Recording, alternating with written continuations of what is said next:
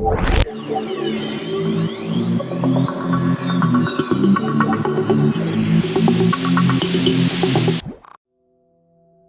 एक Indian erotic drama है। ये कहानी दो महिलाओं की है जो अपने साथियों की बेरुखी की वजह से एक दूसरे के करीब आ जाती हैं और जाने अनजाने में उनके बीच एक ऐसा अफेक्शन जन्म लेता है जो उन्हें तमाम सामाजिक बंधन और पारिवारिक रुकावटों के बावजूद अलग नहीं कर पाता है। लेकिन इससे पहले कि हम इस बात को जानें कि आखिर वे कैसे इतनी दूर चली आईं, कौन सी चीजों ने उन्हें मजबूर किया और क्यों उन्होंने एक दूसरे में ही अपने लिए खुशियां ढूंढ ली। अगर आपको मेरा काम पसंद आता है तो वीडियो को लाइक, शेयर और चैनल को सब्सक्राइब कर दें। सीता की शादी अभी अभी जतिन नाम के एक लड़के से हुई है। वे शादी के बाद ताजमहल घूमने गए थे, लेकिन सीता इस बात से जितनी एक्साइटेड है, जतिन उतना ही उदासीन दिखता है, जैसे उसे सीता के साथ होने या ना होने से कोई फर्क नहीं पड़ता हो। ऐसा नए नवेले कपल्स में कम ही देखने को मिलता है। अक्सर नए कपल एक दूसरे से चिपके हुए रहते हैं। जतिन के रूखेपन की वजह से शादी के 3 दिन के भीतर ही सीता को उससे ये पूछना पड़ता है कि क्या वो उसे पसंद भी करता है, क्या वो उसे शादी करना चाहता भी था या नहीं। सीता के प्रति शुरू से ही उसके चेहरे पर बेरुखी देखी जा सकती है। हालांकि वो सीता के इस सवाल को बातों में ही टाल देता है। सीता छोटे शहर से थी, जहां उसके परिवार ने उसे रीति रिवाजों के बोझ तले दबा रखा था। हालांकि उसे उम्मीद थी कि बड़े शहर में उसकी जिंदगी अपने पति के साथ पहले से बेहतर होगी, उनमें प्यार होगा। जतिन का परिवार एक जॉइंट फैमिली है, जिसमें जतिन की बूढ़ी दादी, उसका बड़ा भाई अशोक और उसकी पत्नी राधा भी साथ रहती है। यहाँ एक नौकर भी काम करता है, इसका नाम मुंडू है, जो फैमिली के छोटे से फूड स्टॉल और वीडियो लाइब्रेरी को चलाने में घर वालों की मदद करता है। मुंडू घर और दुकान में काम तो करता ही है, साथ में जतिन और अशोक की बूढ़ी दादी की देखरेख भी किया करता है। जब सीता नई नई यहाँ आई तो बड़ी एक्साइटेड थी। भले ही उसका पति जतिन उसके प्रति रूखा है, पर उसे यकीन है कि वो सब कुछ ठीक कर लेगी। वो जब कमरे में अकेली होती है तो हाई वॉल्यूम पर म्यूजिक लगाकर जतिन के कपड़े पहन डांस किया करती है। ये बात उसे खुशी देती है। जैसे जैसे सीता के दिन जतिन के घर में बीतने लगे हैं, उसने घर में कई चीजों को नोटिस करना शुरू कर दिया है। जैसे उसका पति जतिन हर रोज रात में बाहर चला जाता है और देर रात को घर वापस आता है। दूसरी ओर बड़े भैया अशोक हैं, जो हद से ज्यादा ही धार्मिक है और किसी स्वामी के चक्कर में पड़े हैं। दूसरी तरफ घर का नौकर मुंडू है, जो रोज बूढ़ी बीजी के साथ कमरे में रामायण देखा करता है। ऐसा लगता है जैसे मुंडू बीजी का बड़ा अच्छे से ख्याल रखता है, पर बीजी इसके बावजूद उसे पसंद नहीं करती है। वो बोल नहीं सकती है, हमेशा बिस्तर पर पड़ी रहती है, इसलिए घंटी बजाकर अपना गुस्सा या प्यार जाहिर करती है। सीता भी आजकल फूड स्टॉल में राधा का हाथ बटाने लगी है, इससे उसका मन घर में लगा रहता है। धीरे धीरे राधा और सीता का काफी समय साथ बीतने लगा है। वे एक दूसरे से अपने दिल की बात किया करती हैं। रात में दुकान बंद करने के बाद उन दोनों के पास काफी समय होता है। मुंडू बीजी के साथ कमरे में रामायण देखता है, जबकि जतिन रोज की तरह दुकान बंद करने के बाद कहीं चला जाता है। दूसरी तरफ अशोक है, जो स्वामी के आश्रम उसके प्रवचन सुनने चला जाता है। जब सीता की शादी के कुछ दिन बीत जाते हैं, एक दिन अशोक अपने छोटे भाई जतिन को कहता है कि वो अपनी पत्नी सीता के साथ ज्यादा समय बिताया करे। वो क्यों एक बच्चे के लिए ट्राई नहीं करता है। अशोक घर में एक बच्चा इसलिए चाहता है क्योंकि उसकी पत्नी राधा मां नहीं बन सकती है। अशोक कहता है कि उसे अपनी पत्नी सीता के प्रति अपनी ड्यूटी पूरी करनी चाहिए। अशोक जतिन से ऐसा इसलिए कहता है क्योंकि उसे उसके अफेयर की जानकारी है। अशोक उसे पूछता है कि क्या वो अब भी उस चीनी लड़की को डेट कर रहा है, जिससे वो शादी से पहले भी मिला करता था। उन्होंने तो उस चीनी लड़की से शादी करने का उसे एक मौका दिया था, पर तब जतिन ने शादी के लिए सीता को चुना। अशोक कहता है कि अगर उसे उस चीनी लड़की को ही डेट करना था तो उसने सीता की जिंदगी बर्बाद क्यों की। उसका बड़ा भाई अशोक उसके पिता की तरह है। वो उम्र में उससे काफी बड़ा है, इसलिए उससे कुछ भी कह सकता है।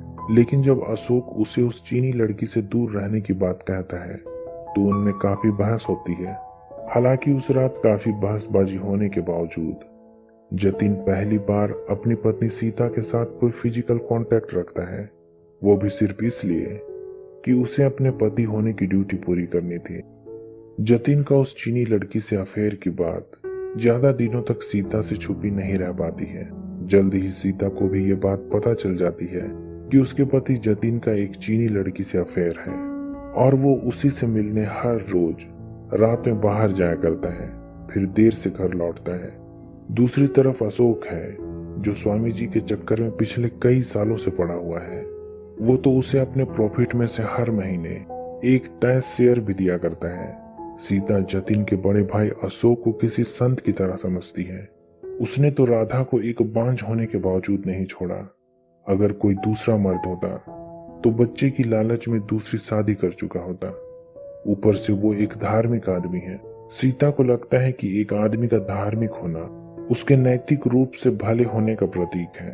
हालांकि राधा के साथ समय बिताते हुए वो ऐसा महसूस कर सकती है कि वो अपने पति अशोक के बारे में इतना अच्छा नहीं सोचती है।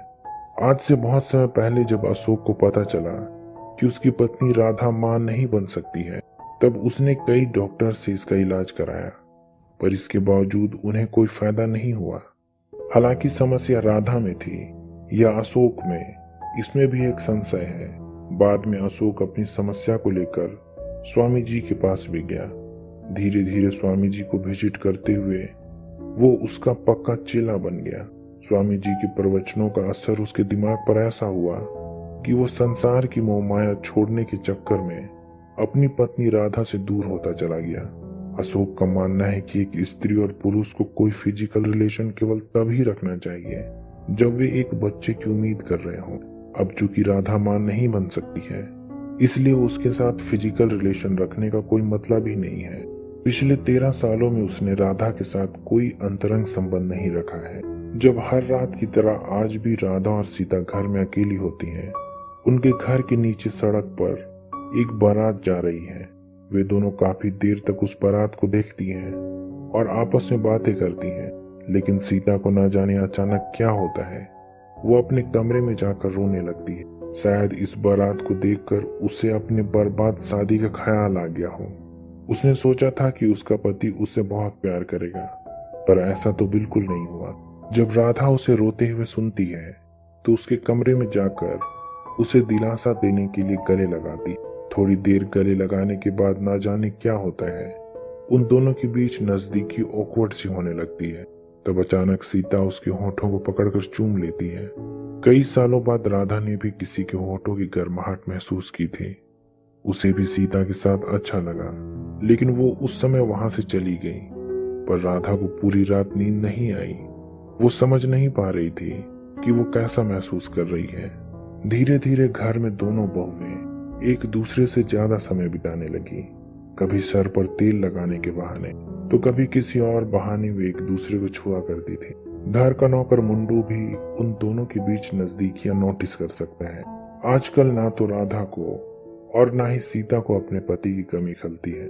सीता को कोई फर्क नहीं पड़ता है कि उसका पति जतिन रोज अपनी चाइनीज गर्लफ्रेंड से मिलने जाया करता है, और ना ही राधा को चिंता है कि उसका पति अशोक उसे छूता भी नहीं।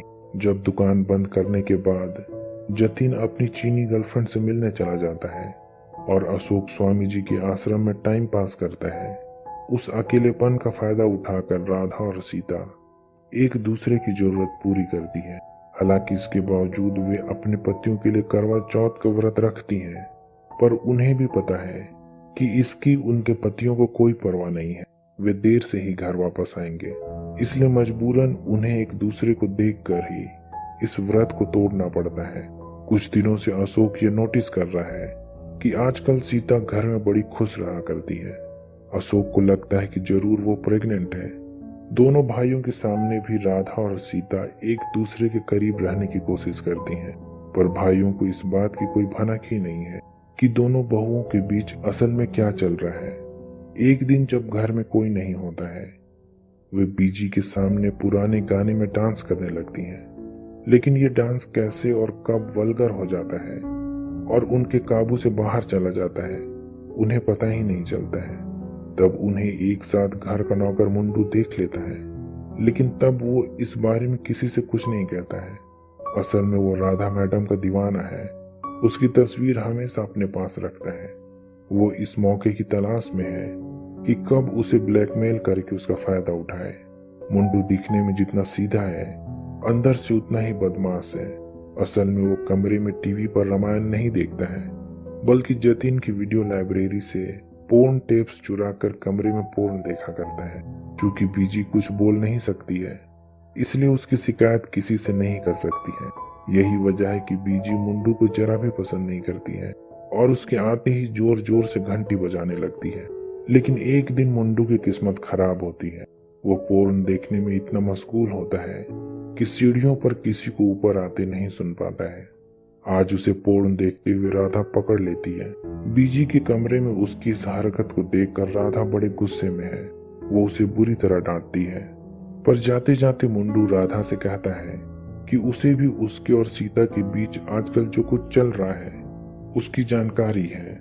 राधा और सीता को नहीं पता था कि कोई भी उनके छुपे हुए रिलेशन के बारे में जानता है। हालांकि मुंडू के इस राज को जान लेने के बावजूद उन्हें इसकी कोई परवाह नहीं है। राधा ने अशोक से मुंडू की शिकायत कर दी कि वो बीजी के कमरे में पोर्न देखा करता है, लेकिन अशोक ये कहकर कि वो अभी जवान है और इस शर्त पर कि वो दोबारा ऐसी गलती नहीं दोहराएगा, उसे काम से नहीं निकालता है। हालांकि राधा ये डेस्परेटली चाहती है कि मुंडू को काम से निकाल दिया जाए। आखिर इसमें उसके भी हिडन एजेंडा है। जब मुंडू देखता है कि राधा के जोर देने के बावजूद अशोक ने उसे घर से नहीं निकाला, तो उसकी हिम्मत बढ़ जाती है और वो राधा से मिलन की डिमांड करने लगता है। लेकिन इसका उसे कोई फायदा नहीं होता है। दूसरी तरफ आजकल जतिन भी ये महसूस करने लगा है कि जैसे उसकी पत्नी सीता को उसके घर में होने या ना होने का ज्यादा फर्क नहीं पड़ता है, जैसे उसका उसके सामने कोई मोल ही ना हो। उसे तो अपनी पत्नी के लिए उसका विधाता होने की चाहत थी। वो चाहता था कि सीता बिना किसी शिकायत के उसकी सेवा किया करे, भले ही उसका बर्ताव उसके साथ जैसा भी हो। पर अब सीता वैसी नहीं रही। लगता है जैसे वो उससे उकता गई हो। घर का नौकर मुंडू ये भली भांति जानता है कि राधा और सीता के बीच समलैंगिक रिश्ते का बनना रोज की बात है। ऊपर से उसे राधा की तरफ से कोई मौका भी नहीं मिल रहा है। ऐसे में उन दोनों के राज को दबाए रखने का ज्यादा मतलब नहीं है। एक दिन जब हर रात की तरह घर में जतिन और अशोक नहीं है और देर रात में लौटेंगे, दोनों बहुएं बिस्तर पर होती हैं और एक दूसरे से प्यार करती हैं। मुंडू इस बात का फायदा उठाना चाहता है और रात में स्वामी जी के आश्रम चला जाता है, जहां वो अशोक को राधा और सीता के रिश्ते की जानकारी देता है। वे अब भी बिस्तर पर ही हैं। अशोक बड़ी बेचैनी के साथ घर आता है और राधा और सीता को बिस्तर पर एक साथ बिना कपड़ों में एक दूसरे से लिपटे हुए देखता है।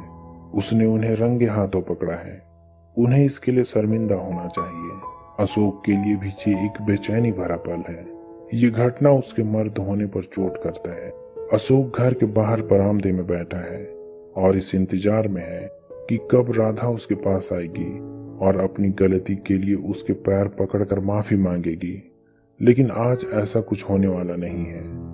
वे दोनों तो घर से भागने की योजना बना रहे हैं, क्योंकि अब वे अलग होकर नहीं रह सकते हैं। एक दिन उनके इस रिलेशन का पता किसी को तो चलना ही था। सीता अपना बैग पैक करती है और घर से निकल जाती है।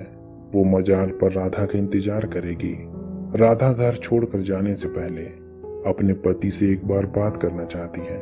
इधर जब राधा अशोक से अपनी हरकत के लिए कोई माफी नहीं मांगती है और सीता के साथ उसके रिलेशन के लिए अशोक के ही ठंडे बर्ताव को दोष देती है, तो वो स्वामी जी के सारे प्रवचन भूल जाता है और उसे गालियां देता है और उसके साथ रेप करने की कोशिश करता है। पर अब उसके अंदर की सारी गर्माहट स्वामी जी के चक्कर लगा लगा कर खत्म हो चुकी है। घर में पूरे हंगामे के दौरान स्टोव से राधा के पल्लू में आग लग जाती है। आग तेजी से भड़कने लगती है, लेकिन अशोक उसे बचाने की कोशिश नहीं करता है, बस उसे जलते हुए देखता रहता है। इधर मजार में सीता अपनी प्रेमिका का इंतजार कर रही है। आज तेज बारिश हो रही है। दूर तक देखना मुश्किल है, लेकिन दूर से किसी को आते हुए देखा जा सकता है। राधा किसी तरह वहां पहुंच जाती है। उसकी साड़ी आधी जल चुकी है, पर वो अब फाइनली अपने पति का दामन छोड़कर सीता के साथ वहां से भागने के लिए तैयार है। न जाने आगे उनकी मंजिल क्या होगी, उनका भविष्य क्या होगा, पर इसके बावजूद उनमें अपनी तकदीर को बदलने की हिम्मत है। इसी संशय में कि अब उनका क्या होगा, वे कहाँ जाएंगी, कहानी खत्म हो जाती है। उम्मीद करता हूँ कि यह कहानी आपको पसंद आई होगी। अगर ऐसा है तो वीडियो को लाइक, शेयर और चैनल को सब्सक्राइब कर दें। अभी तक बने रहने के लिए शुक्रिया।